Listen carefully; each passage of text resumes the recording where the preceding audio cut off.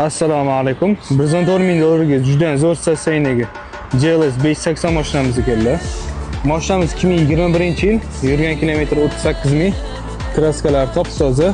Bemalol xohlagan stilga olib tekshirtiraverasizlar. Mashinamiz juda zo'r. Ideal holatda, navrutlari ham bomba, 160 kamera, slepoy zona, beskluchoy доступ, eshik davolchik.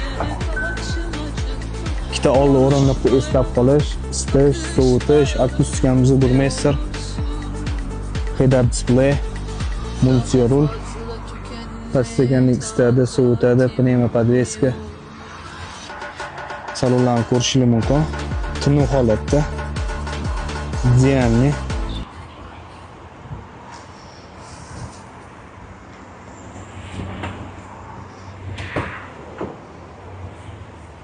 Orqa qismini ko'rishingiz mumkin. Orqa monitor, orqa klimat kontrol.